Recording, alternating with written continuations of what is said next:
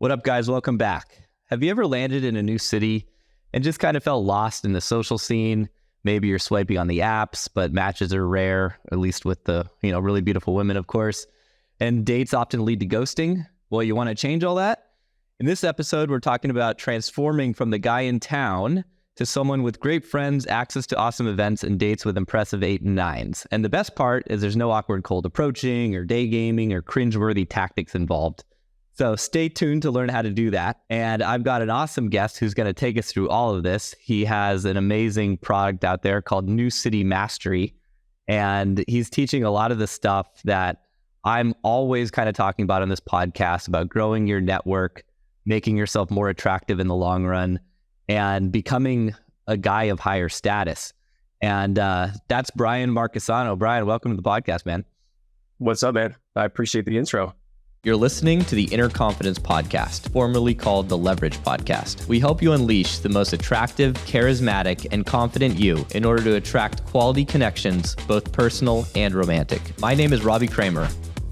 I've been a coach since 2007, and I've helped over 1,300 people level up their dating and social skills. My mission is simple: to help you crush the dating game, build an epic social life, and attract your ideal partner.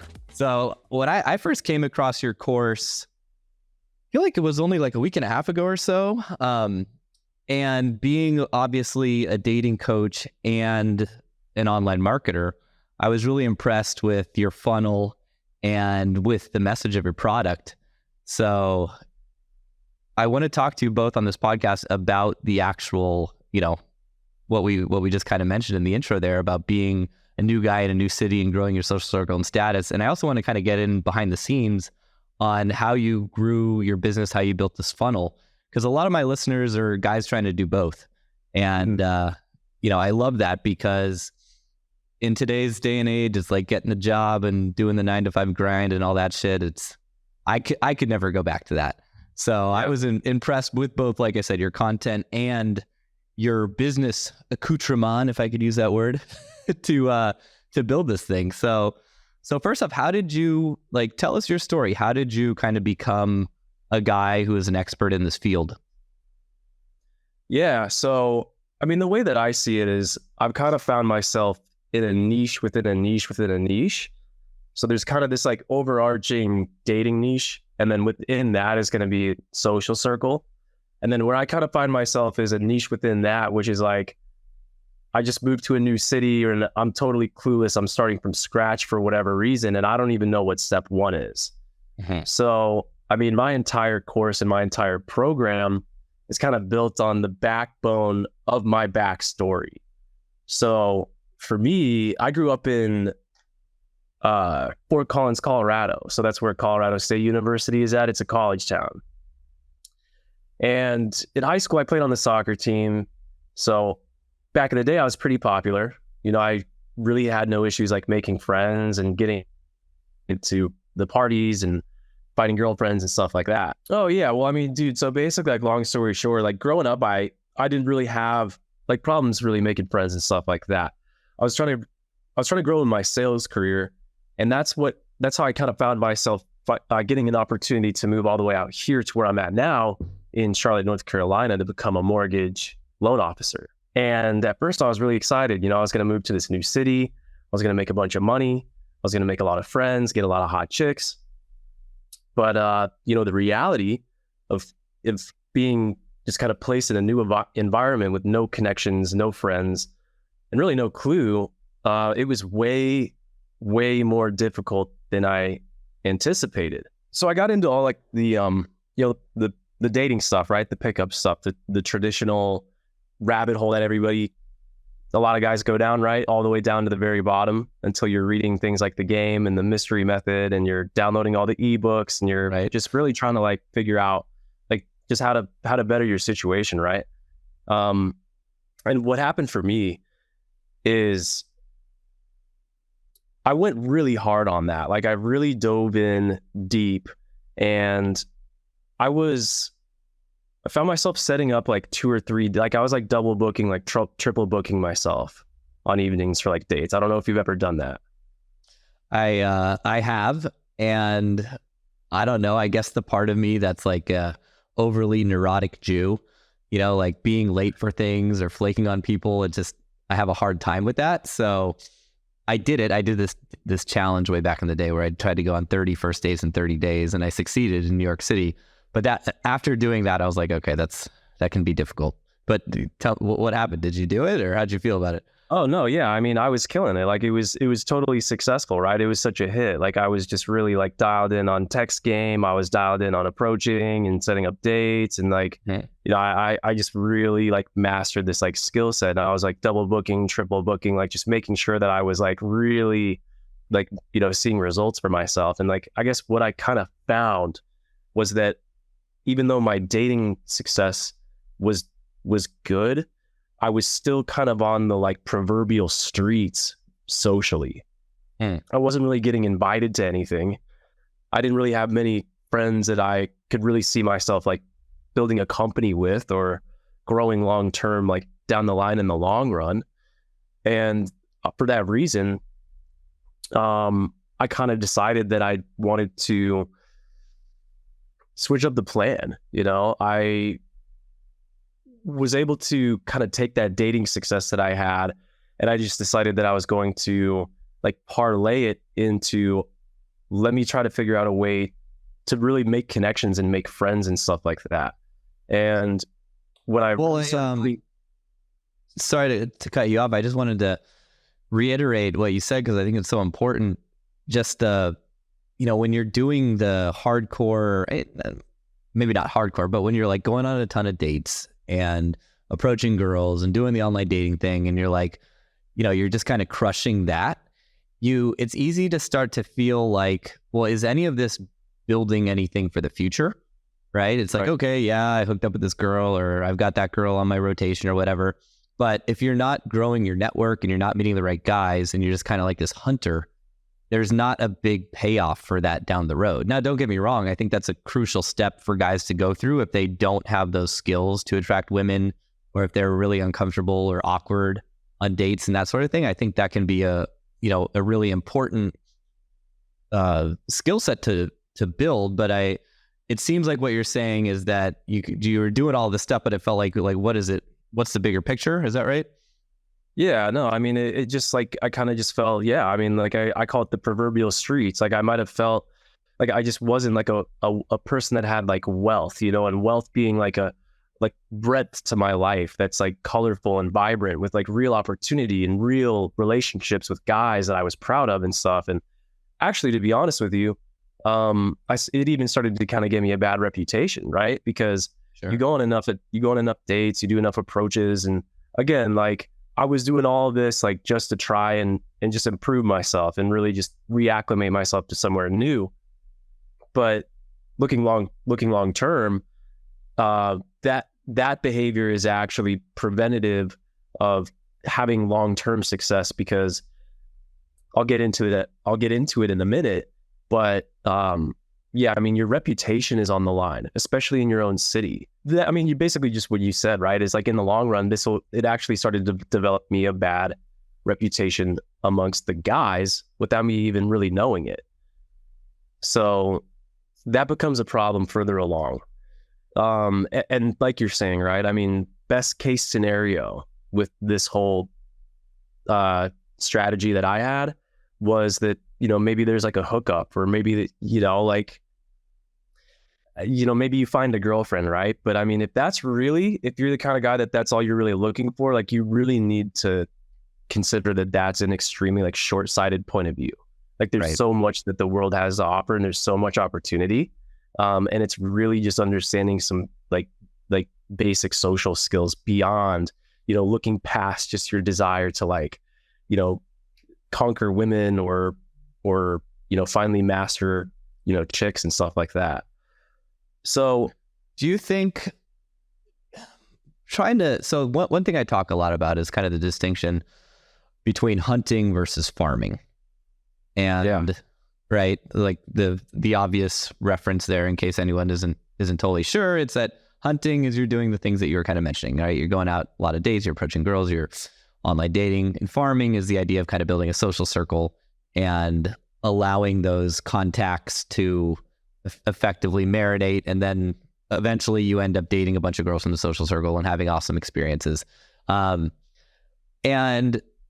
I get in this debate a lot with the guys in my community about when you should kind of switch from hunting to farming, or do you need to hunt before you can farm? And it's kind of an interesting topic that, you know, there's merits for both sides, because on one end of the spectrum, you could say, well, if a guy's really socially awkward and he's clueless and he tries to build a social circle, that's going to be tough because he's not going to have a lot of value. Therefore, doing a bunch of hunting could be helpful to grow his value and to get him more, you know, confident and comfortable in conversation. And on the other hand, there's also a point where you're like, well, if I'm uncalibrated and awkward, the best way to become uncalibrated and less awkward is by hanging out with people and by effectively, you know, that's how you can get calibrated. Like if you have a ton of girls who are just your friends, you're not trying to hook up with, just by hanging out with those girls, you will get calibrated. But if you're that bad that you can't really make friends of them in the first place, then that's going to be a problem. But that's kind of like, that's a guy who's got a lot of sort of social issues, maybe on the spectrum. But it sounds like from what you're telling me, I feel like you and I were probably in pretty similar boats. Like, you know, in high school, I wasn't the coolest kid ever, but I wasn't like a total nerd, or I wasn't like a total idiot. I had social skills. I was just kind of not confident. I didn't know how to ask a girl on a date. I didn't really like know how to show interest correctly. So a lot of the like quote unquote pickup stuff was helpful in just helping me get over my nice guy syndrome and helping me get out there and learn to, you know, just kind of learn to take life by the balls more and get comfortable with rejection. So it sounds like you and I had a similar journey with that. Would you say that's accurate? Yeah, I'd say so for sure. And I was going to kind of jump into next, like my core belief system and my theory on all of this stuff. I think that for sure when it comes to self-confidence and calibration, as we might want to call it, there's definitely a place for that. There's an important time and place, but I think that there's kind of an order of operations here.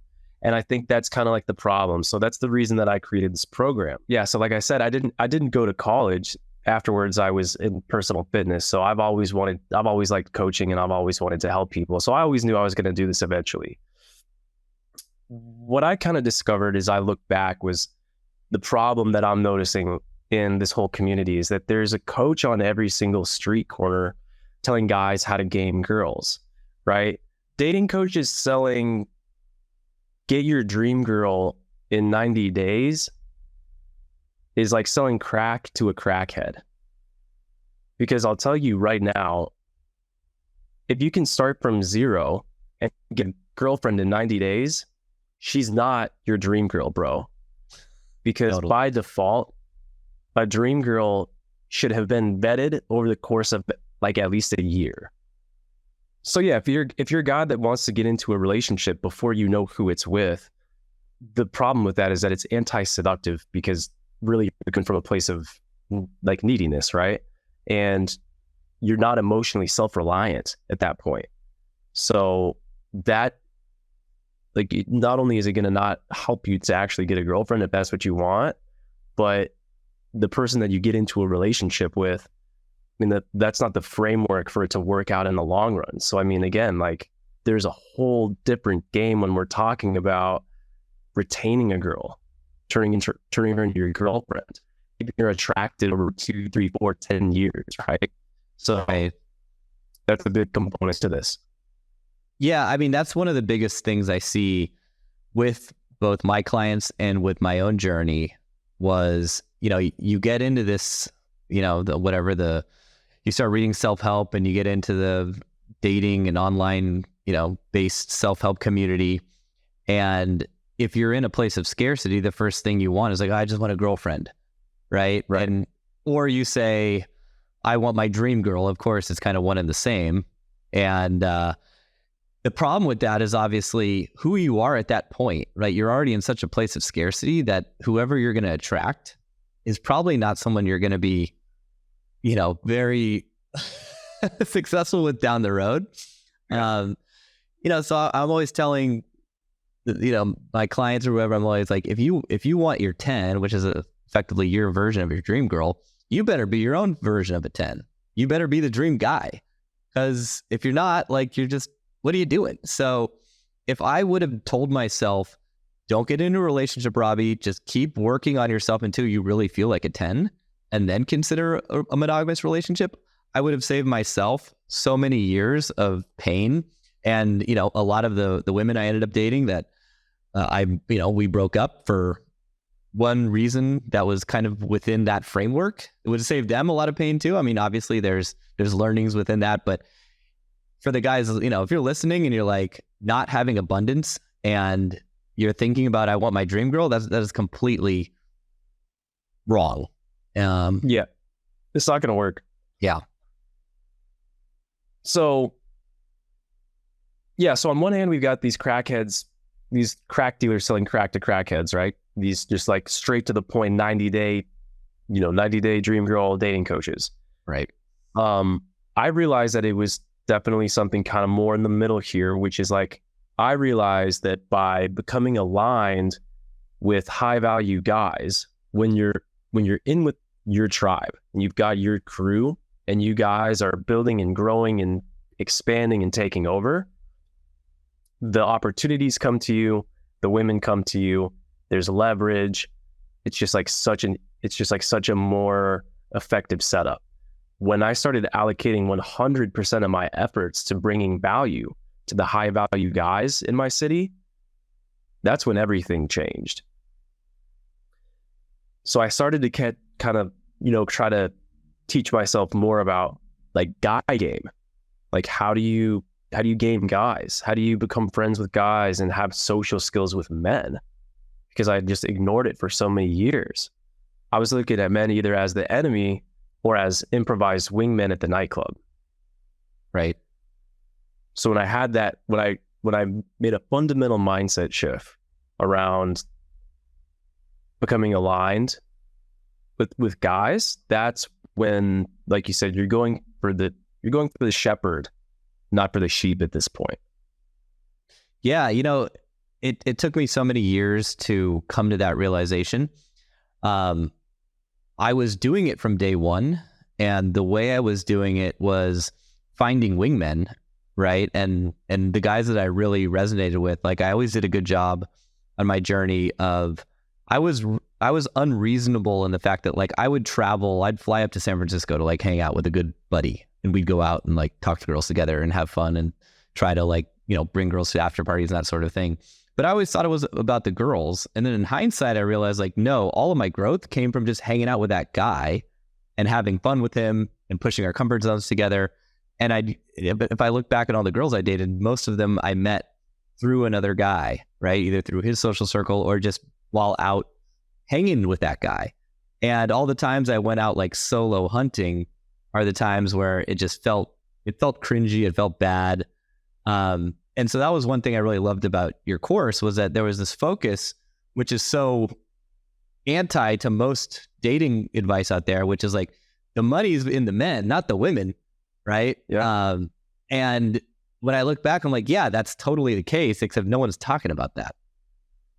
Yeah. Yeah. So that's what I started to notice. And then as I kind of looked around for information on this topic, there was nothing in between the dating coaches and then the create that elite level lifestyle, Playboy, Dan Bilzerian, photo shoots and champagne bottles lifestyle, where it's like you're either going from being a pickup artist to being famous. Right. And I was like, there's got to be something in the middle, like something in between. And what I was able to basically boil it down to, which is why I created my program for really, just the normal guy that can very easily just start creating what I call the social setup and just creating these social situations where you create these triple wins, which is guys, girls, and you. You can simultaneously bring value to guys. Yeah. And all it requires is just some delayed gratification and just an understanding that this is a make friends with guys first thing. Like this is the first that I know that it's like, I see it kind of more as like a friendships course. Right. Because all the other stuff, man, like it all falls into place after that. The women, like the business opportunities, the invites and stuff like that. And that's where I, like, on some of my content, like, that's where I get kind of roasted, right? Some people look through all my social proof from my life and they're like, oh, bro, like, that boat isn't that big. Right. Of course. And I'm like, haters online. I'm like, bro, like, I hang out on big boats, small boats. With the right people, I'd go out on a fucking paddleboard. You're missing the point here. Like, the point is that I'm getting invited to do fun shit with fun people, and I'm no longer trying to figure out, like, what to do by myself. Right. So that's like the ethos of my thing is, like, if you're starting from scratch, like, if you're in a new city and you're feeling alone, like, this is your step-by-step process to, make high quality friends, get invited to do things and receive business opportunities, and date hot women all in one motion. You know what I'm saying? So that's the leverage piece of it. Right. Yeah. The closest sort of experience I had to moving to a new city, and doing this stuff, it wasn't a direct sort of thing because I moved to Kiev, Ukraine. And that's when I started doing my own version of, like, the Playboy lifestyle, being on yachts. And the reason why I moved there was because I started hosting these Playboy calendar photo shoots and whatnot. But when I went through your course, I realized, holy shit, there were all these things that I was doing that I forgot that I was doing that were so instrumental in helping me sort of grow and nurture that social circle. Like, I was already in a great spot when I moved there, obviously, but, like, specifically, I remember the group message threads that you talked about. Yep. starting an Instagram, chat with everyone who's going to the party beforehand. You throw all the invites in there. You throw the host of the party if you're trying to link up the guy who has the yacht with the girls and then the other guys, right? Yep. And the very first trip I did to the Maldives, this was the thing that had everyone so excited about the trip, because the guy who organized the yacht and brought a bunch of girls, like, he was the one who had the Playboy calendar website. So the girls were submitting through there. And then I invited the guys. And so we created this group chat with all the guys and all the girls. And there was so much energy. Yeah, me and the other guy. He's like, let's put everyone in there. But who owned it? Who was the admin of the group chat? Both of us, me and the other guy. So okay. So we had the most status. An admin. The original guy. That's the important part. Well, this was a WhatsApp chat. This wasn't Instagram. Okay. Because Instagram shows the admin. Got it. Okay. Yeah. Yeah. So with WhatsApp, you can make multiple admins on WhatsApp. But I'm glad you asked that specifically, because what ended up happening was, so he was the one who knew the girls beforehand, and then I knew the guys, and all of the girls who came on the trip, they knew that I was the organizer of the guys and he was the organizer of the girls. And not so surprisingly, when we look back to see, like, who got the most love on the trip, he was in the first place, I was in the second place. And then it was kind of like a hierarchy from that, which is just a point of why status is so important, right? That's the whole motherfucker of the whole thing. It's who's got the most status, and the women are just going to see that, and that's how they're going to make a lot of their decisions. But I thought that majority of it. Yeah, I thought that was especially genius. And then I really liked what you said about when you're in a new city, like, rather than trying to go out and hit on a bunch of girls and doing that, it's like, go to the same places. Well, first you got to isolate and figure out what are those places, and then just keep going there. Because I realized, like, I always went to the same places. Like, when I lived in New York City, I went to the Box, which is still probably one of the best places in New York. It's a nightclub that's both a hybrid nightclub, and then they have, like, this weird freak show performance, like, twice an evening, right? And it's super exclusive, super hard to get into. You don't even know it's there. It's in, like, the Lower East Side. And I just became friends with the bouncer, friends with the owner, friends with the door guy. I mean, the bartenders. And, I could roll up there anytime and get whoever I wanted in because I was so close with those guys. And then, in hindsight, I was like, okay, I'm doing all this stuff, but I didn't even think to really, like, talk about that as much. And you go over that in detail in the course. Is that what you like? So I wanted you to touch on that a bit because I feel like that's a place where guys can get stuck. Yeah. So my process is really like the actual nuts and bolts of what you need to do from a process perspective. And that's what I love about it so much, is there's nothing to really like memorize. There's no like lines. Of course, along the way, like you want to work on your charisma and social skills and stuff. So real quick, if you've ever gotten any value from the show and you have some wingmen or buddies that you think would get value too, I want to make a request. Let them know. Simply ask the bros in your life if they've ever heard of this podcast, and if not, send them the episode. That way they're going to learn exactly what you're learning right now, and it could help you cultivate a perfect wingman. If you decide to go as far as tagging me and sharing me on social media, please let me know, and be sure to tag me at Robbie_Kramer, and I would love to say hi. Shoot me a line. So that's my only ask today. If you've ever gotten value here, please spread the word. All right, let's get back to the show. Yeah, I audit everybody's fashion, their grooming, their Instagram, so I make sure that the foundation is laid. There's no bumps in the road moving forward. But after that, it's really about following what I call just the social funnel. It's like this linear process, and it's just a sequence of steps that you see yourself repeating. So that's really all that it came down to. Yeah. So looking back at the 80-20 actions that I took to switch my mindset, start aligning with dudes, and living a more colorful lifestyle, it was a pattern. I could see what I was repetitively doing, the same way that you probably were as well. So it's the same, a lot of the time, the same invitations style. It's the same first time conversation with somebody new. It's the same follow-up message. It's the same like invitation. It's the same local hotspot.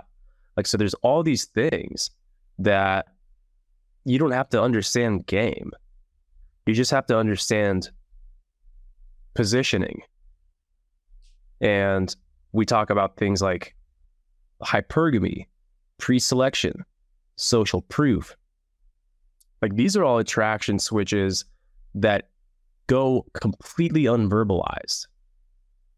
So you could theoretically do this whole thing and not say a word. I mean, it would be really hard to do. Like, that'd be some crazy challenge where I could go like fly to another country and like build a social circle as a mute or something like that. But like, you really could do this without like verbal game. Yeah, I mean, you could do it without any like banter or attraction material, you could say. You could do it by being like a nice guy if you had the right frame. Like if you didn't have the supplicative pushover frame, right? You could do it without any humor. You could do it without any banter. You could do it by just being like totally normal, straightforward, no bullshit guy. Yeah. I actually think that you could probably even get away with majority of it, even as like a super Captain Save-A-Ho nice guy, like a blue pill, just like beta, incel. I really think that you could, because all that we're really doing here is creating value from thin air. Right. So like, what I tell everybody is, look, if you follow this workflow step by step and you create an abundant social life, you're going to get to a point where your value is in place and then opportunity is inbound. So that's going to be invitations, business opportunities, and then female interest. So I started getting text messages and things like, when are you going to take me out on a date? So it was kind of like, that's when I kind of knew I was reaching a point here where this was an alternate reality. Right. I think that if a guy gets to that point, if you put 100% of your effort and your focus on getting to that point first, and then you're still struggling with escalating and all of these different things like closing or whatever, then you should probably go get a dating coach. That's a good idea at that point. It makes sense, because before I was talking about like an order of operations. Like, I really think that like guys really need in the beginning, it's the social skills, the friendship game, and that man to man yeah, like just the connecting with guys first. Like if you can't nail that down, you got to lay off the chicks, man. Well, if you can't make a guy friend, how the fuck are you going to get laid? Exactly. Right. And I see that so often in the dating community. It's like, there's these guys, they're like, I have no wingmen. I don't really have any friends. Right. And this is obviously a terrible case, but they're like, how do I get a girl? I'm like, well, start with a guy. At least make some guy friends first, you know? It's crazy. Yep. And I get it, dude. Like, I get it. Like, it's super appealing to find a hack to just be able to pull, right? I mean, that's what it kind of comes down to. You know, I was there, but I can just speak from my own personal experience. You just like, I mean, you don't know what you don't know. Like, what you think you want isn't what you really need. So, like, I get it, man. If you're in a place where you haven't had a lot of sexual experience, then I don't blame you for wanting to try to like find that shortcut, because I'll agree. Like, the easiest way for a guy to get laid right now is to take 5 of his photos and put level 1 Facetune on it, set up a new Hinge, set up as many one-on-one dates as humanly possible at the wine bar right next to your apartment, and just run the same thing over and over again. That is the quickest way to get to pull. It's also going to be completely and utterly counterproductive to you getting a lifestyle that is actually like super kick-ass. Right. Yeah. So what do you care about? You know, I mean, that's what it boils down to. Yeah. I mean, I feel like there's definitely going to be some guys listening to this and be like, I want to do that. Right. And hey, if you want to do that, go fucking do it. But you'll probably realize within a very short period of time, like, this is not all the that life could be. Yeah, I mean, go for it, man. But like, you play stupid games and you win stupid prizes. Like I was doing that, and I was waking up with anxiety. I was getting a bad reputation. Mm-hmm. I wasn't really like I wasn't finding love. Like, it wasn't meaningful. I mean, how high of quality can you really expect a girl off of Hinge to be? No offense, you know, like, I'm sorry, but like, let's just fucking call it as it is. Like, the girls that are getting bombarded with opportunity and attention that have abundance, they're just not wasting their time using an app. And if they are, it's going to be, you know, 100% for validation, and they're going to go out with some, you know, top 1%er on the app based 100% off of his, you know, genetic predisposition, which is his, you know, his looks. Yep. So if you're not the best looking guy, then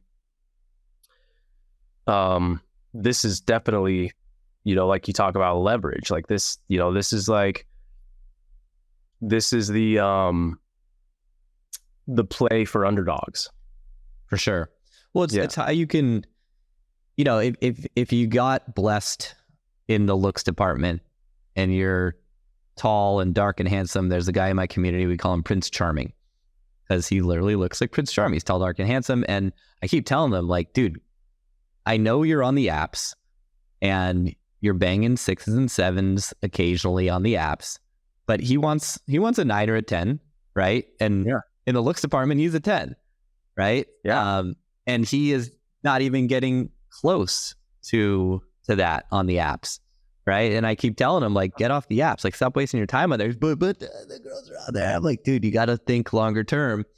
And you know, slowly but surely, he's getting it. But it's that, you know, it's the fruit or whatever, you know, the shiny object syndrome. It's like, well, she's there and she's responding to my messages. I'm like, how many of these girls are you getting on dates?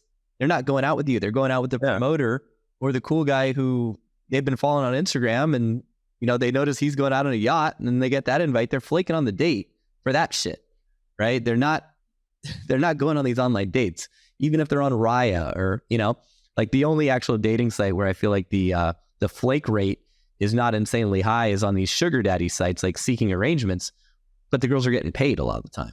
So you know, it's just not a great strategy. If you're looking for the cream of the crop, you're not going to meet them online. Those women are just not going on those dates. They're on the sites, like you said, for validation, but they're not going on those dates at the end of the day. Yeah. No, you called it out, man. I mean, if that's what your struggle is, like you're not getting, if there's a lack of satisfaction in the quality, then the answer is delayed gratification. Delayed gratification is what leads to abundance. And I believe that abundance is created by bringing value to men. Make friends with high quality dudes, align with guys that you can build and grow with. And from there is when you begin to build abundance, because you're building abundance for real. You know, it's not just a mindset. It's not just in your head. Abundance isn't just this thing that is a mindset. Like, sure, there's an abundance mindset, but there's also a reality where abundance is for real, in real life. Most guys don't experience that. When you experience it for the first time, there's just absolutely no going back. Like, there's a 0% chance that I could ever go back to any of my old habits.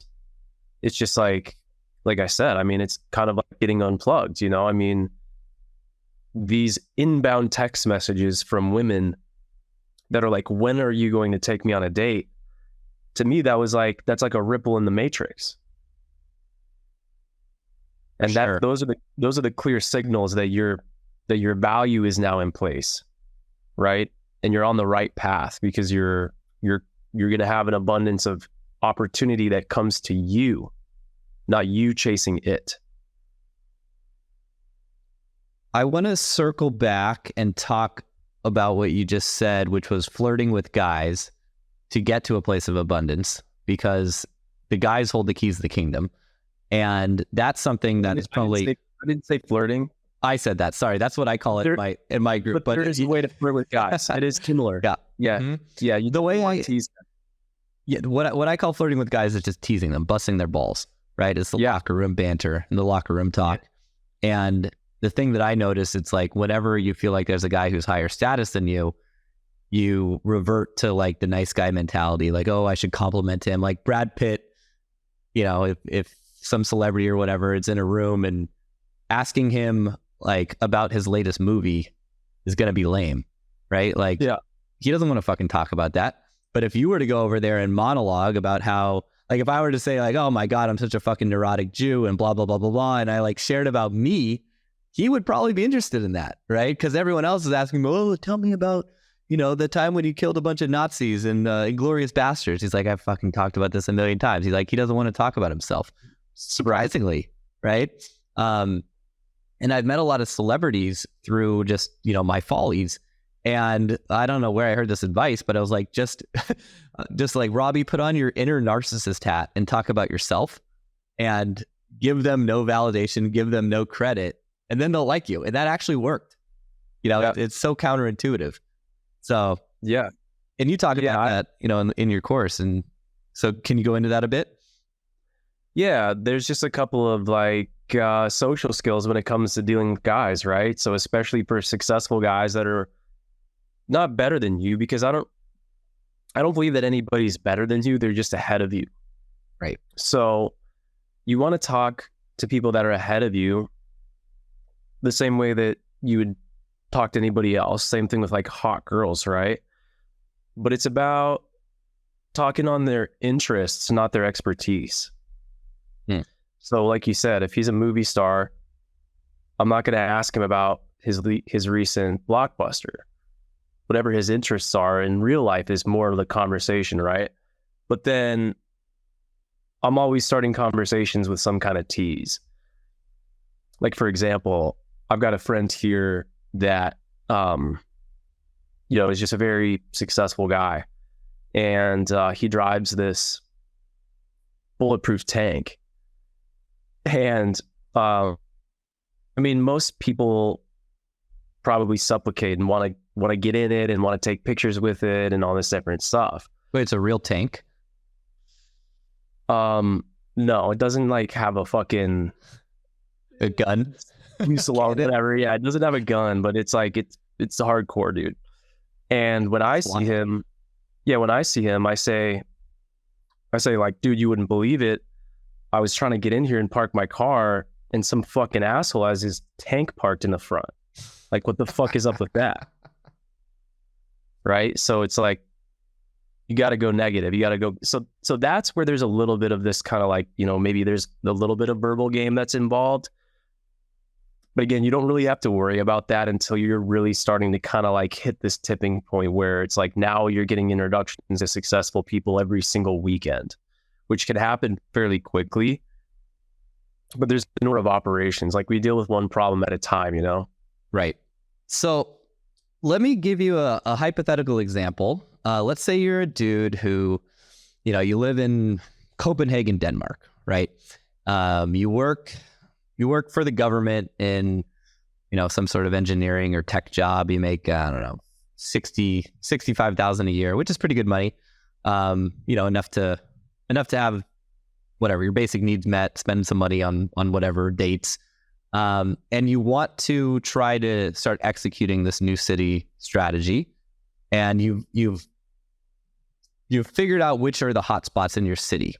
What would you recommend for that guy to do when he gets to that step? Yeah. Well, that's great. I mean, if you already know what the hot spot is, like there's in your city, there's only going to be one or two of these like really special places. The reason it's so special is because it's the place where all the high value men and high value women are already going. But it's for that reason a place that they already love to go there. That's what makes it easy to become a guy to invite people somewhere they already want to go. Mm-hmm. That's kind of the key to the whole thing. So prior to getting to that point, there is a process where you need to just start building your list of connections. It does require you to have, to some capacity, an ability to be social. That's a process that you want to integrate and just incorporate into your normal life. So I've also got some other cheat codes and strategies behind how to build up like a list of people and start kind of like getting a bank of social capital. From there, you're just creating an offer that everybody can say yes to. Yeah, and that's why one of the first questions I ask my clients is if they have a Friday or a Saturday night where they can implement this. Because without a night to go out and be in person and be social, it's just not possible. So would you tell that guy to first like look through his own connections and like try to invite someone to go to that hotspot, or should he just kind of go there and try to make friends with the staff? Well, both for sure. I've got some sneaky ways to discover the hotspot, while simultaneously sourcing people to bring with you. Because the idea is that you're not showing up to this place by yourself. Really, you want to avoid going out alone. We avoid that completely. But yeah, there's definitely a process behind becoming a regular at this place and meeting the bouncer, name introduction, Instagram, tip them. And basically with these different tools, like what we're doing is we're meeting people, we're bringing them value, but we're putting them in social debt at the same time. So it's unlocking this law of reciprocity. When your focus is bringing value to people, that's when the opportunity starts to become inbound, and you can start to really figure out like who your really successful social connector is. Yeah, so for the guy in Denmark, there's a circle of people that he would hypothetically want to be friends with that are already in an existing social circle going out and doing these things. So it's just a matter of like playing catch up. And, from there, when you've unlocked the laws of reciprocity, an opportunity comes to you, that's your opportunity to really capitalize and use the, basically the triple win framework to like just kind of blow the doors off of it and kind of start bolting yourself on to other people's opportunities and resources. So I really very rarely recommend like renting out your own Airbnb or like throwing your own massive party. In the beginning, you can leverage your local hotspot to bring value to people without using anybody's resources at all.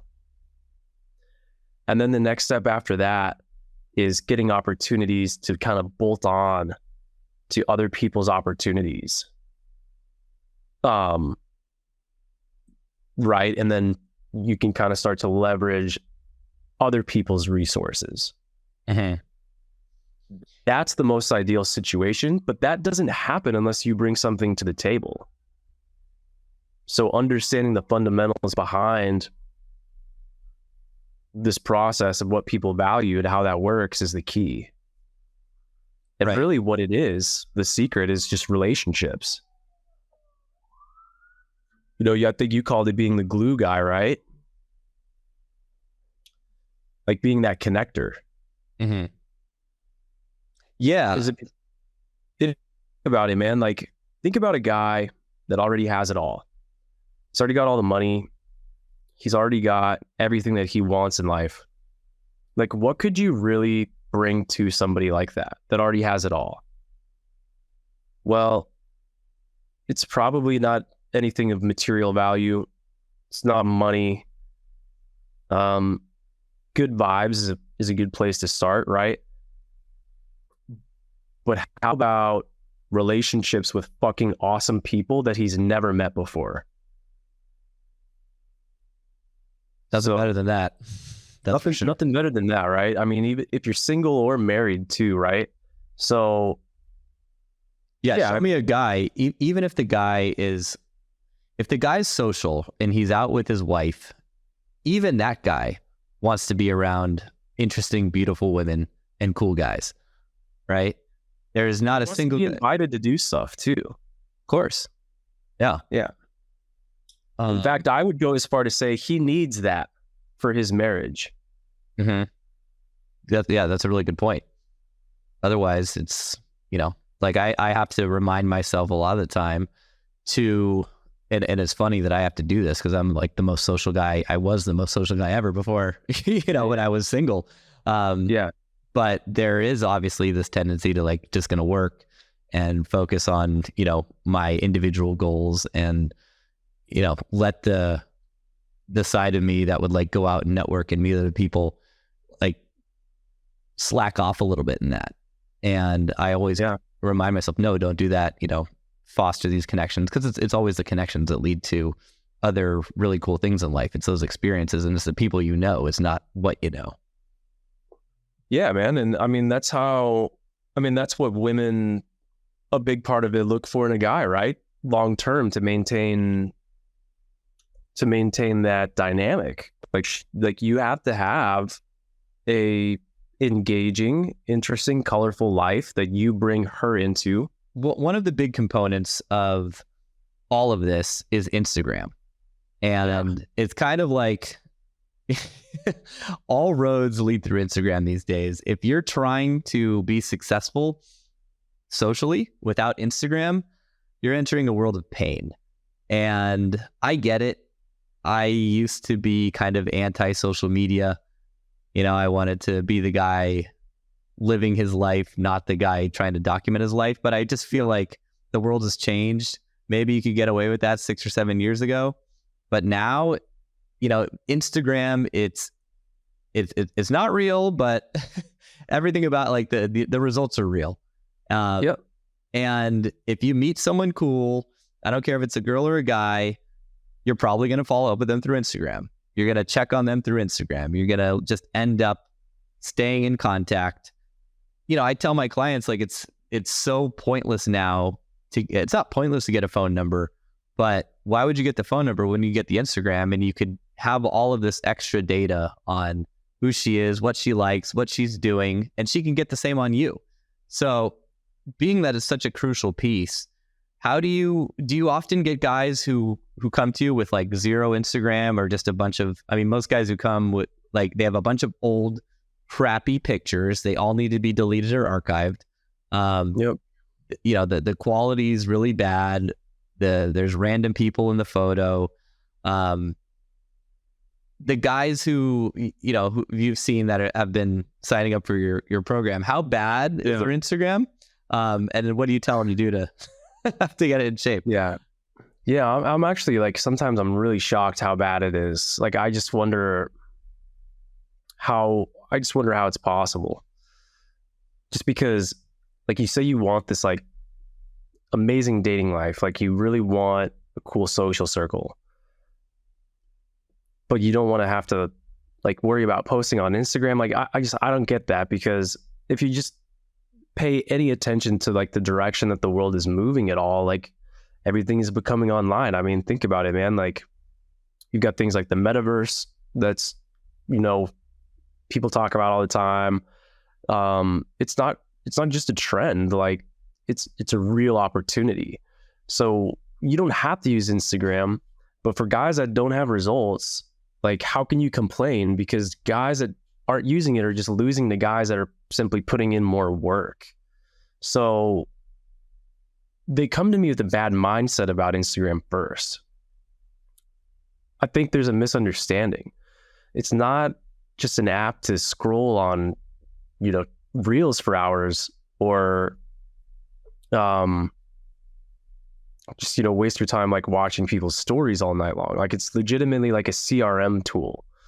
So it's even more than that. Like, it allows you to build your personal brand and like just really demonstrate your value at scale. So it gives you massive leverage.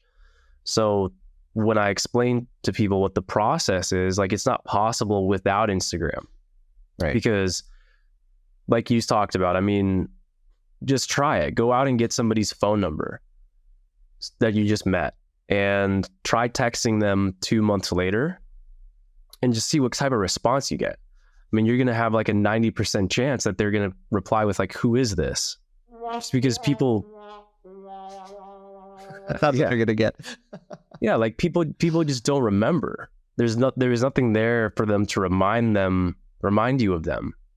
So unless you're manually like following up with everybody you know and sending them updates, then like there's a good chance that the person that you met last night doesn't even remember you the next day. So we want to make it really easy for ourselves. That starts with having like a clean profile. You can make your profile look almost like a business page. Think of it like a website. If you're going to send somebody to go buy from your business, 80% of that buying decision is based off of the branding, because the visuals is what communicates the value. So same goes with the way that you have your page set up. There's all kinds of tips and tricks and tactics and stuff. We don't have time to go over all that right this second, but just put in the bare minimum and put in some effort, right? And then incorporate taking better photos for the future. Like you said, everybody you connect with needs to become a contact on Instagram, because you can communicate with everybody at scale on your Instagram stories. You can, right? Just post updates. Like, it's not like, don't be so selfish. Like, it's not even about the girls or the guys. Like, I use it to keep people like my family up to date with what my life is about, So there's that aspect to it. But the biggest thing, what I wish that it had would be like a place for me to like categorize certain people. Like there needs like, because what I have to teach is to basically get like a notepad, and let's say if you were out and you met some cool people, you kind of need a way to like remember to follow up with these people. So you're referencing back onto your notes, because maybe you're out, you forget, you just put down in your notes, hey, don't forget to circle back up with Justin or whoever it is the next day. Just to really solidify that connection and like bring them some value, right? With just like even just a genuine compliment, like, hey bro, like fun meeting you last time, man. Hope to see you around, with an emoji, right? It's just like an open thread. Mm-hmm. Like that right there, like sets you apart. So I wish there was a way to like categorize it, but yeah, it becomes a CRM tool. So you can kind of keep track of like your prospects, and it's an event organization tool. The group chats is super important, because you talked about that earlier. Like when you're going to get people together to go do something, you want to like invite everybody individually so that it's personal. You want to use as much visual as possible and include photos if you can. But then once they agree, and you've got a certain amount of people that have agreed, prior to the event, put them all in a group chat, because it's going to create a sense of community around what you're planning, right? But it's also kind of giving you that frame, like you're the administrator. And so now there's a certain level of tapping into like the leader of men aspect of attraction and stuff. People get to kind of mingle, and people start to hype up the event. They start adding their other friends in there. And I've had group chats go from like 10 people. And if it's an open invite, girls are inviting girls, and they're just getting added in, and it snowballs out of control. And all of a sudden there's people being brought into a group chat that I run that I've never met before. But now it's perfectly justified for me to go through all the profiles, check them out, follow those people on Instagram, have them follow me back. And so now you're really building up like an actual like presence on your social media, in a way organically, in a way that's like scalable. So it's impossible to proceed with creating a high level social circle without Instagram. The thing that I think is so leverageable about Instagram is the fact that like you can go to a party, or you can do whatever social thing you're doing, and if you're savvy enough to document that and actually get content, you can then use that content for days, weeks, maybe months, depending on how good it is, in your stories. And that's going to create such a FOMO factor for the girls that didn't come, also for the guys who, said no or whatever, that they're way more likely to come to the next thing. They're way more likely to want to network with you and hang out with you and do all those things. And so what I have to always remind guys to do, it's like, you should be actually more focused on, not maybe more, but equally focused on generating content from that thing you're doing versus just doing that thing you're doing. Because otherwise, just leaving all this potential on the table. Yeah. I mean, you definitely need to document it, right? Because like seeing is believing. And like you said, Instagram gives you a way to communicate with every single person you've ever been in touch with at scale. So if I invite people out to go do something, to come do something fun, I mean, sometimes I know that they can't even make it, right? I mean, that's kind of a part of this, is like, I'm just that guy that presents people with opportunities, right? That's how I want to be perceived and come across. If they can't go, there's a difference between the hard ask and the soft ask. I'm never hard asking anybody. I'm not saying, will you be there? I'm saying, hey, I'm doing this already anyways. You're more than welcome to come join me on this excursion. Let me know if you'd like to come, let me know. And normally you'll get, if they can't go, if they don't want to, you'll just get a response like, great, I'll let you know. And you just like the message. For people that really want to go, they'll make that perfectly clear. Then after you've gotten people together and everything, like one fun thing to do to bring value at this actual event itself is be the guy that comes up with the bright idea to get a cool like group picture, like be the idea guy, like be the person that takes leadership and suggests like, let's play flip cup, or, let's play a game, or let's get a group photo. And one thing I like to do is be like, okay, picture with all the ladies, right? So then let's get all the girls together, snap that photo. And then if you want to try and be sneaky, like, okay, now with me in it, then you just kind of flip it around and do like a selfie with all the girls in the back. So that's, one way to get some like, just cool pictures with some like pre-selection and stuff like that. But if you put that little bit of extra time into like getting a good group picture, maybe put a little bit of like, just, editing on it, just on the iPhone, like really simple, basic, just make it, enhance it, look better. And you post it and you tag everybody. I mean, they repost it and now your content is visible to their entire following.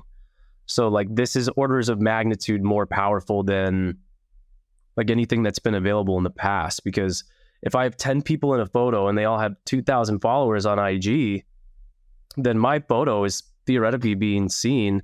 There's going to be audience overlap, but it's being seen by thousands of people. So I've had, times where there's hundreds of people checking out my profile. Now, are they all following? Maybe not. But that's how you become that guy that walks into the club and people start, kind of whispering and talking about, because now it's like people know you and you don't even know who they are. Right. And that's kind of this like inflection point where it's just good for the brand. Right. They know you before you even tap them. You have that celebrity factor at that point. Yeah. And it's nothing inauthentic, right? There's nothing tricky or sleazy or inauthentic about it, but there's no denying the fact that if you do this, you are going to become more popular, and there are byproducts of popularity. Like you're just going to have more opportunities. You're just going to be a person that has put in the work to create value where value wasn't before, just by exerting a certain level of effort. And what you get in return it's more than dividends, it's exponents. One thing that I saw as a similarity when I was going through your content was the idea, I call it having a shtick.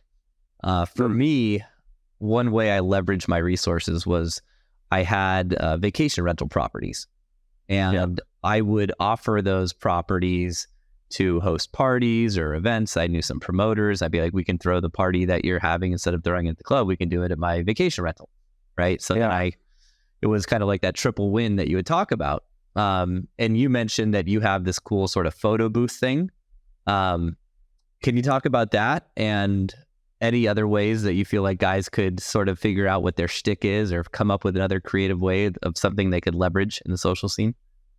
Yeah, that's a good point. I mean, I'd say that the selfie mirror, I mean, I guess it was a shtick in a sense, I was just so like, it's like a giant mirror that you like, didn't you say you had to like take out a loan to buy it or something? It was expensive, or tell us exactly what it is. Yeah. Mm-hmm. Yeah. So it's basically like this big 8-foot mirror. Inside of it is a flat screen TV, and then at the top is a DSLR camera. So you buy it, it just comes to you ready to go. It's a photo booth, right? But it's just this, like, when I saw it, I was like, this is genius, because like, obviously women love mirrors. The selfie booth is just like such a fun thing. And I could present this, and, I mean, I could make money off of this, and I could also get directly in proximity with the type of people that I want to be connected with. So it was just like a perfect like value arbitrage opportunity. I never really expected it to like take off or like make a bunch of money. It's not a very like scalable business, but I was just in a spot where I've always been interested in entrepreneurship. I wanted to establish an LLC. I wanted to learn about things like business credit and taxes and stuff like that. So this was a very like low barrier, low risk way for me to get into that game. Start learning about tax, finance, business, starting an LLC, like formation of the entity and stuff. And then also networking and value arbitrage. And, I was making money at the same time. So basically, yeah, I mean, I just got it and I set it up and I just cold emailed the venues, just the most popular hotspots near me. And I offered it for free a couple of times. And it was just a hit, man. Like, it was just like, it's like the highlight at every party, you know? So everybody's crowding around it. And that is getting attributed directly to me. I mean, I'm the guy standing next to it and they're like, oh my God, did you like build this thing? And I'm like, I'm not smart enough to do that. Like, no, You're dude. smart enough to buy it. Yeah. But yeah, you know, you get a ton of people asking you questions, and obviously, like, you know, you meet the people that run the facility. You're not meeting them as a customer. You're in there as a vendor. So there's a distinction around like frame. Like, you have a little bit more or frame when you are teaming up with the venue. So that's tied in with like status, you know, all that different stuff.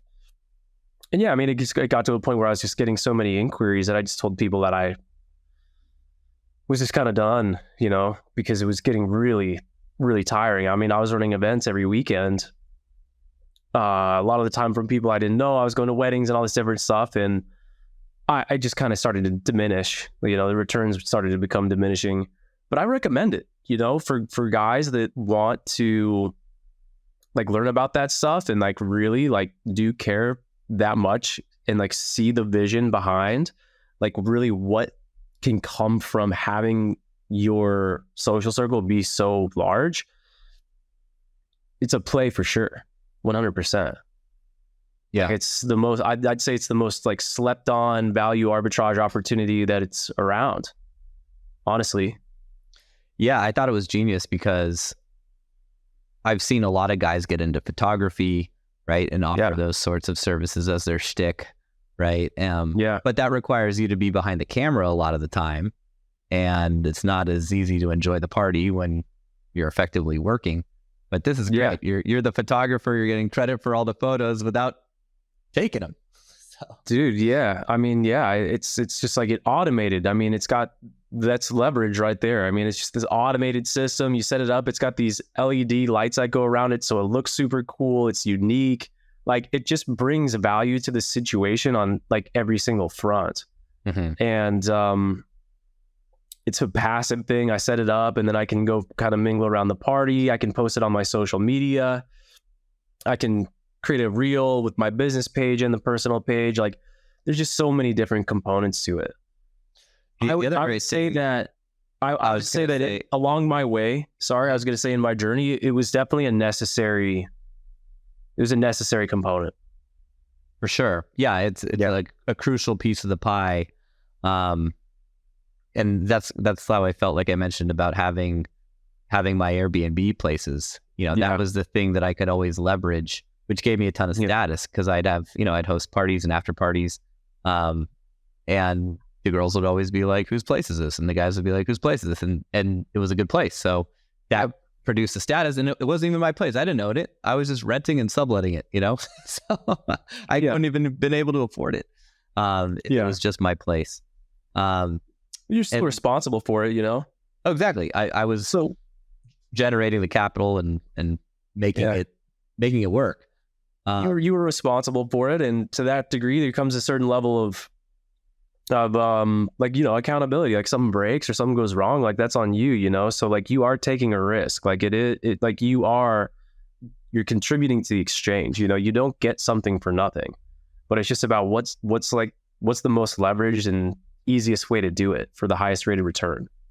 For sure.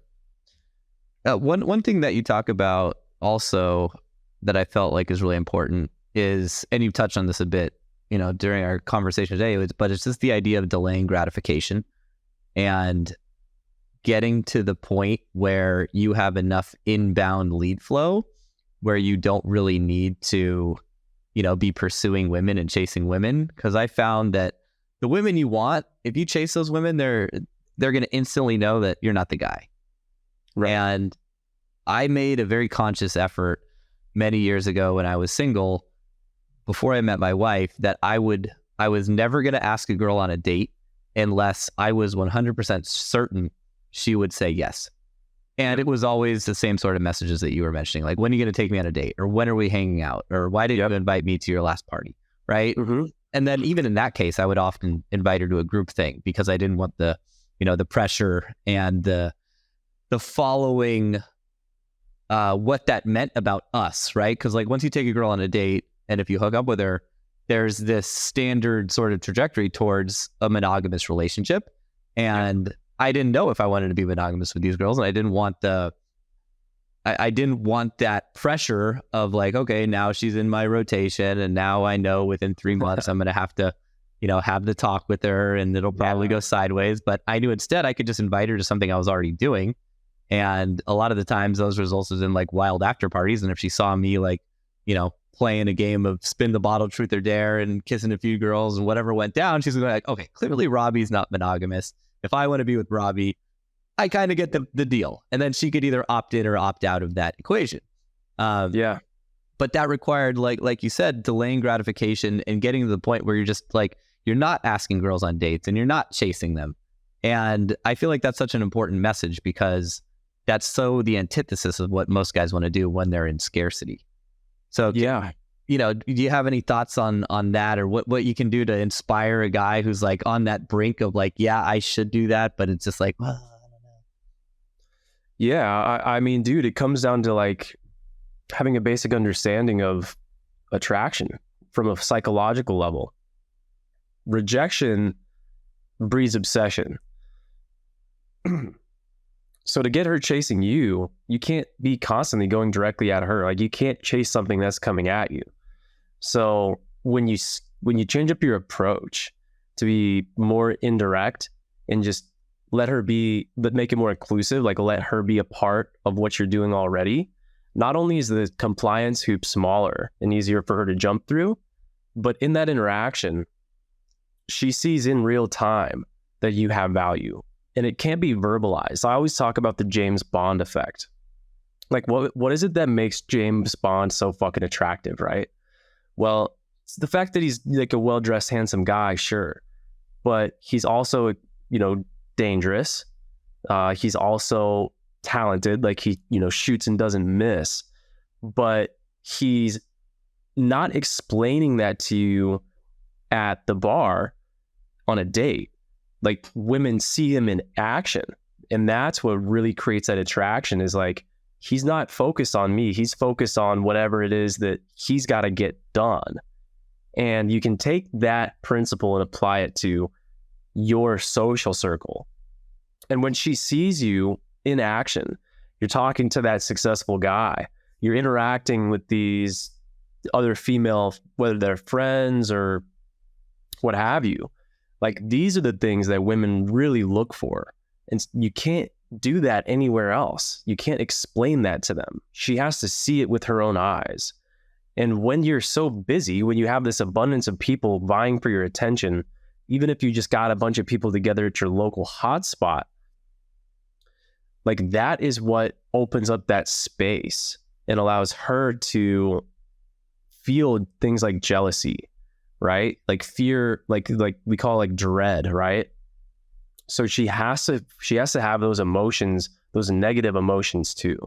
Like there has to be a night where you invited her out and she shows up expecting that you're going to be super excited that she's there and like you're going to give her attention all night long.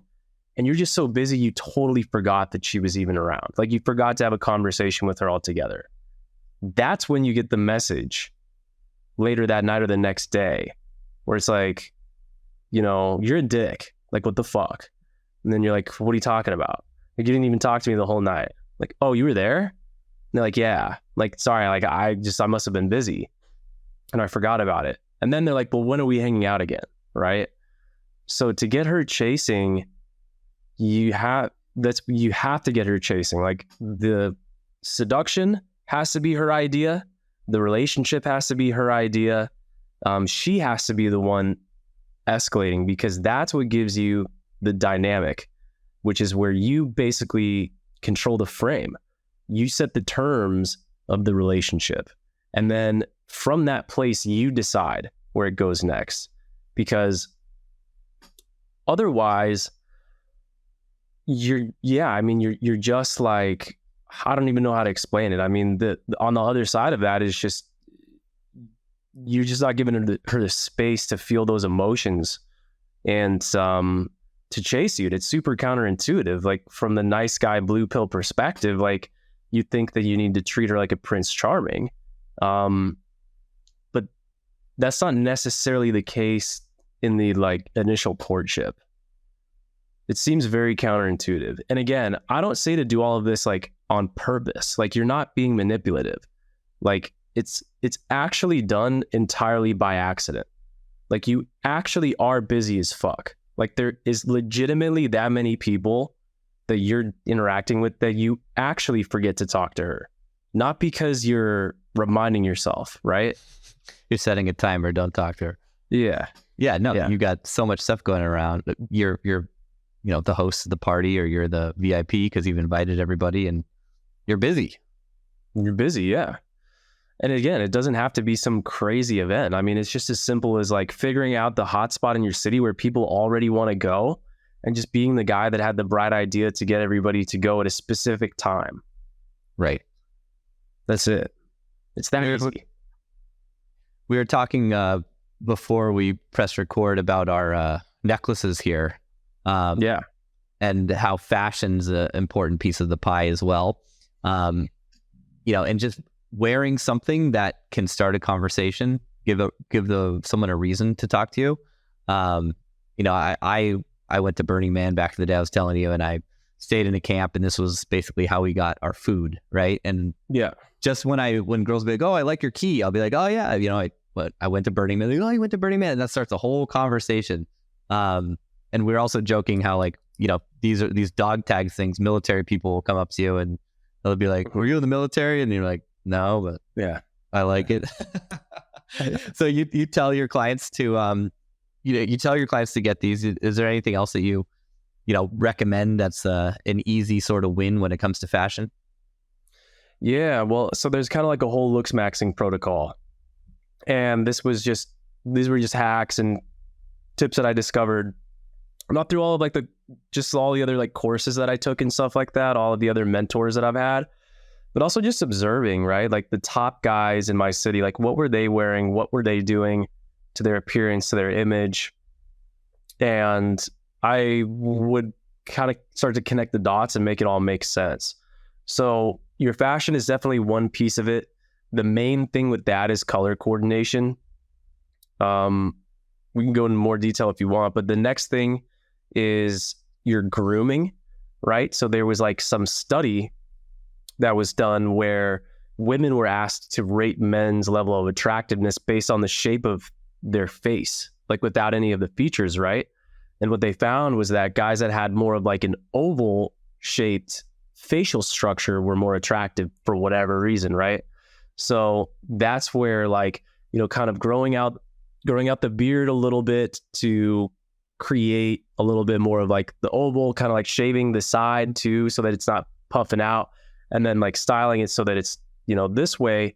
Like it's just these little tips that are so subtle, but you put all these little tiny looks maxing things into place and you benefit from the aggregation of just marginal gain. So getting your body to 15% body fat alone is good. Getting some accessories to wear is good. Figuring out your grooming is good. Figuring out your teeth is good. I actually ended up getting porcelain veneers. Oh, really? Teeth are good, man. Yeah. I've got one here, but died.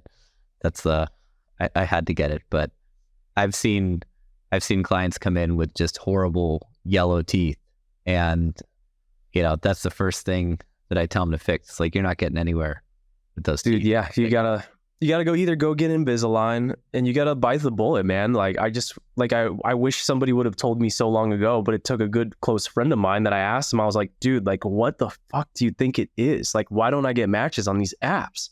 Like, tell me. And he's like, you want me to really tell you? And I was like, yes. And he's like, man, I think you got to fix your teeth. And I was like, damn, really? Because I just had, kind of like small gap teeth. And after looking into it, the best option for me was veneers. And I swear to God, it was like the biggest change that I made that had the quickest results. Like literally that next weekend, there was girls coming up to me saying, "I love your smile," and I had never gotten that. I'd never gotten that in my life. So I was like, okay, this paid for itself. Yeah, that's such a subtle thing that, and you know, I feel like it's kind of the male stereotypical brain. It's like, it doesn't really matter that much. But like you said, when you add up all these little things, it matters. It's all a night and day, right? Yeah. So, you know, when these things on its own, right? Like if my beard, I recently got a haircut and the barber went a little too short on this part of my beard. And I don't have the strongest chin and I've got a big nose. So my wife is always like busting my balls. She wants this to be as long as possible because if it's the same, you know, if it sticks out the same, that's she's right. Yeah, exactly. Yeah.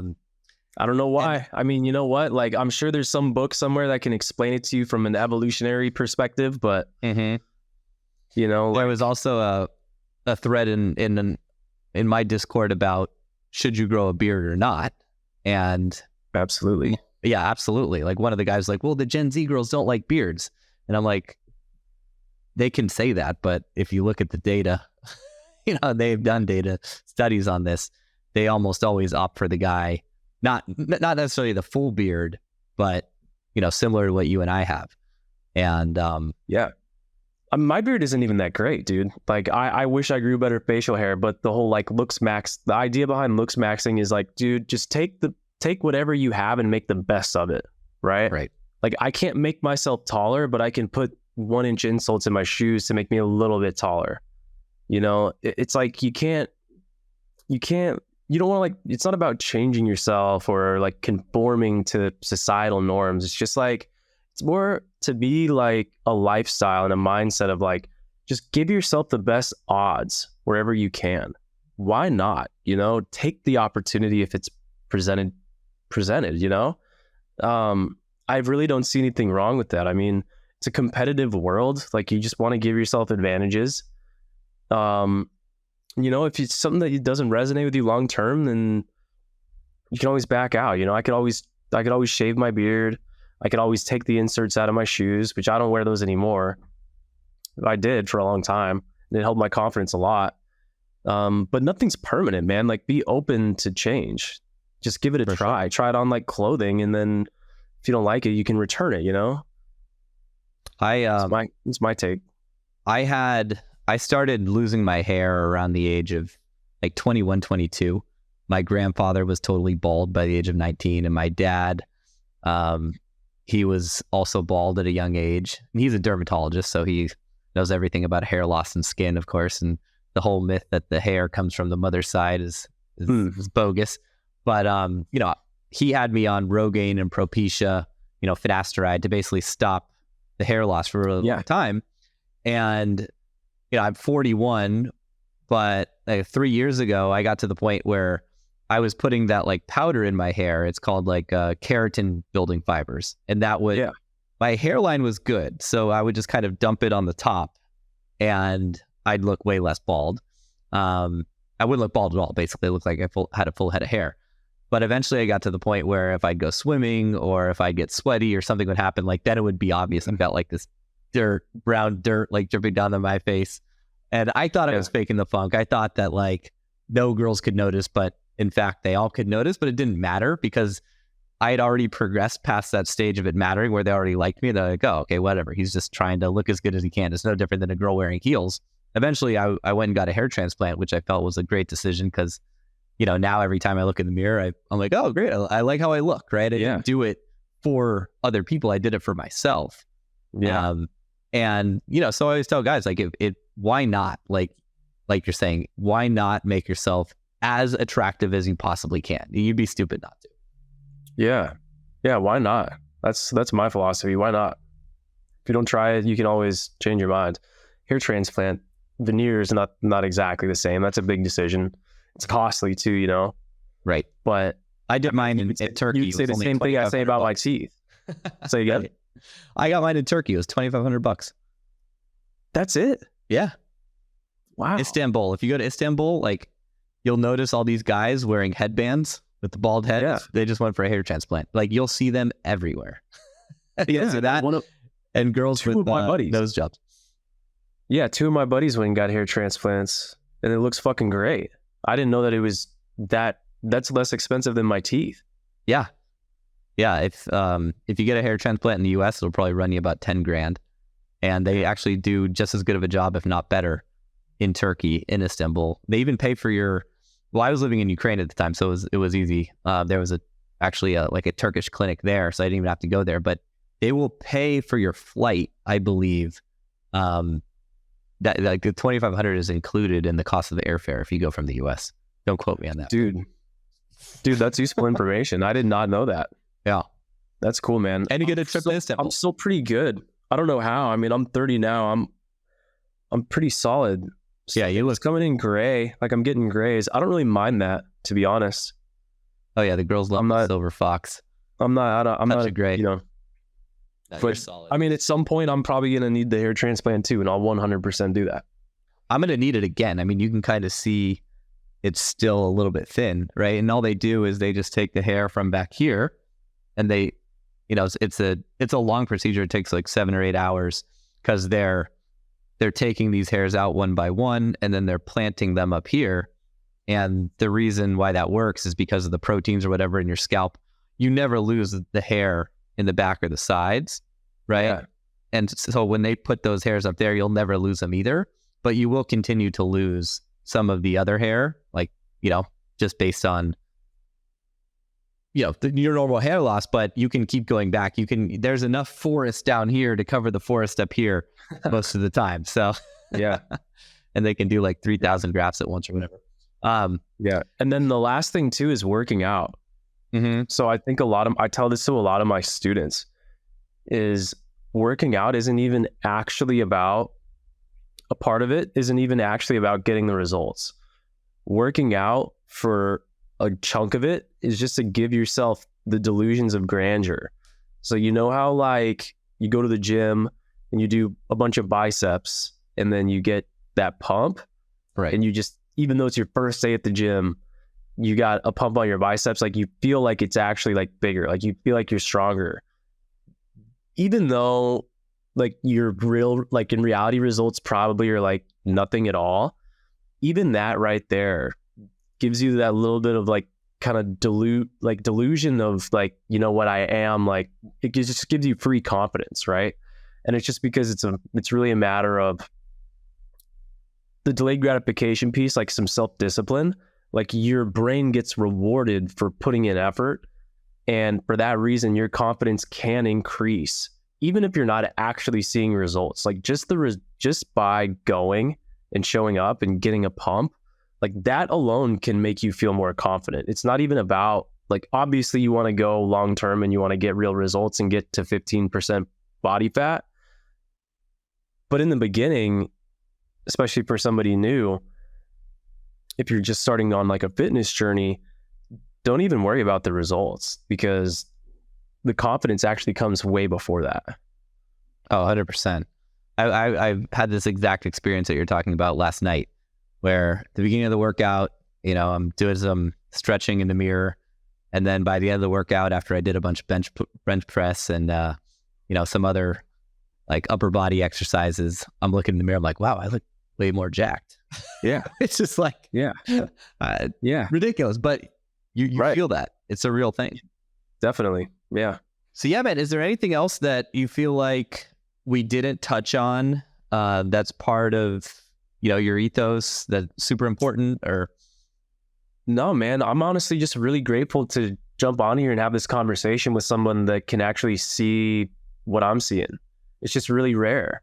I don't think there's a lot of guys that see things the way that you see them and really understand and really grasp like the full scope of this concept. And I just, I think it's like just really a breath of fresh air to jump on and like really be able to like just have a really intellectual conversation about this. It's fun for me because, you try explaining this to most people and they just, their eyes gloss over and eyes roll back to the back of their head, Totally. Yeah. When I saw your product and I went through it, I had that same experience where I'm like, okay, this guy really gets it. He understands not just the bigger picture, but a lot of the amazing sort of how-to And some of the tactics that you talk about are so valuable in there. And, you know, there's very few guys, like there's a lot of guys that you'll meet that are naturals, right? That just kind of get the stuff and they've built this crazy network, and they're usually, you know, whatever, local celebrities or business owners or restaurant owners, but they've never gone back and reverse engineered the process like you have or like I have, and figured out like how can, you know, the average normal guy apply these concepts and act on them, right? Because it seems to the untrained eye, you see that guy, you know, getting free bottle service with all the hot chicks, and that feels like it's just so impossible and so far away. And it's really not, right? Like it's so it's so unbelievably simple to get there, right? It requires work, but with anything it requires work. But this is like fun work. This is way better than like running around and like doing all the shitty online dating and hunting for girls. It's like once you understand that it's the same process of like making awesome business connections that it is meeting women and like having an awesome, fulfilling life, it's like, why do anything else? So I think your message is so important. You know, so, and I think if you've done a really amazing job of like getting all of that knowledge into a very actionable, succinct course. So, you know, where can guys find it? How can they grab it? Yeah, for right now, I would just say find me on Instagram, New City Mastery. My YouTube channel is up, New City Mastery as well. I would just start from there and just, give me a follow, shoot me a DM if you have questions. But yeah, no, I agree with what you're saying, Robbie. You look at the guys that are really most successful with this stuff already, are like typically guys that are really good looking and probably went to college and run a fraternity or something like that and have just been that way forever. So the reason, you know, and we didn't go too much into your past, but for me, like the reason that I've broken this down and, you know, made it so like surgical is because a guy that does that isn't a guy that it was always that way for. Like it's only because at one point in time, I didn't have it figured out that it really mattered to me enough to try it for myself and create it, and then have the desire to turn around and share that wisdom, you know?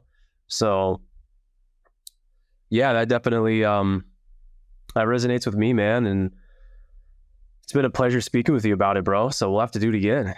Yeah, man. I'm excited for the round 2 and to kind of dive into some of the stuff around how you built the funnel and the business, because I think that's super interesting. I know you got to jump on your coaching call with the guys in your community. So thanks so much for coming on, man. Yeah, man. Cool, Robbie. I'll see you around, man. All right. I hope you enjoyed the episode. If you're a regular listener and you're digging our content, do me a favor, leave us a 5-star review. It's how other people learn about the show and how we can spread the word. If you don't feel like it's worthy of 5 stars, just go ahead, don't leave any review at all. And I want to let you know that we've opened up a few slots in our exclusive community. We're accepting applications to join our select group of men and experience the radical power of accountability, step up your game, cross everything off your sexual bucket list, and become a beast at accomplishing all of your goals. To learn more and apply, go to innerconfidence.com/community.